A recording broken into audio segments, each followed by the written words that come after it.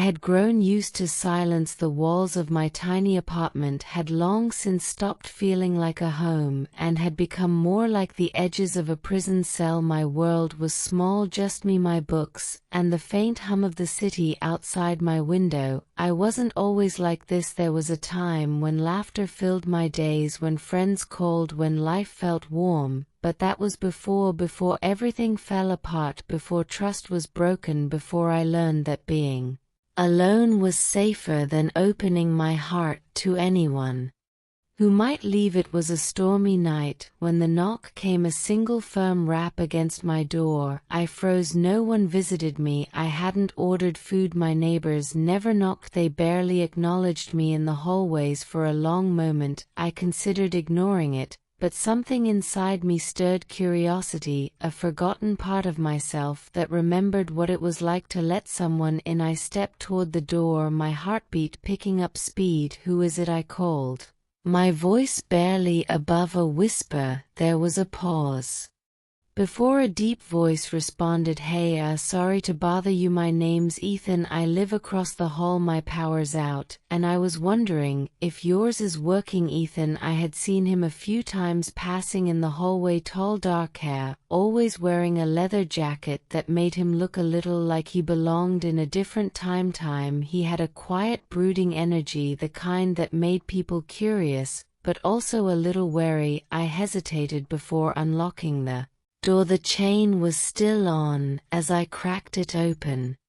Slightly. "Yeah, mine's working fine." He exhaled in relief. "Okay, good." I thought maybe it was the whole building. "Guess it's just my bad luck." The hallway light flickered, casting shadows on his face. His expression was calm, but there was something else there. Fatigue, maybe even frustration. "Do you need to call maintenance?" asked, keeping my hand firm on the door. He shook his head. "Already left a message. Just figured I'd check. Sorry for disturbing you." I could have left it at that, could have nodded and closed the door, but instead something about the way he looked, like he wasn't just dealing with a power outage, but something heavier, made me pause. "Do you want to wait inside?" The words left my mouth before I could second guess them. "I mean, until he called back." His eyebrows lifted slightly, as if surprised. Then he nodded. "Yeah, if you don't mind." I unlatched the chain and opened the door fully, stepping aside as he walked in. It was the first time I had invited anyone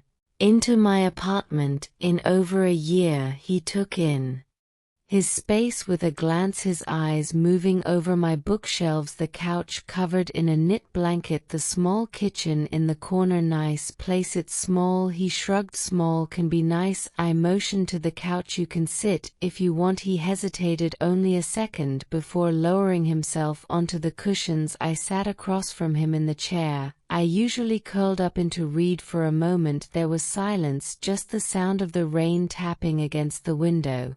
"You've lived here long?" he asked. "A couple of years." I said. "You just moved in a few months ago." He leaned back, stretching his legs out, still figuring the place out. I nodded, not sure what else to say. I wasn't used to small talk anymore. It felt strange, like trying on an old sweater that didn't quite fit the way it used to. Ethan glanced at the bookshelf. "You read a lot?" I followed his gaze. "Yeah, it keeps me company." His lips quirked slightly. "That's a good way to put it." Another pause settled between us, but it wasn't uncomfortable. If anything, it felt like a rare kind of quiet one that wasn't heavy with loneliness, but instead filled with the presence of another person who understood it. After a while he pulled out his phone and checked it. No call yet. I glanced at the window. The rain had picked up, slamming against the glass. The wind held through the cracks in the old building. "If the power's out in your place, you probably don't want to go back until it's fixed," I said. He exhaled. "Yeah, not really looking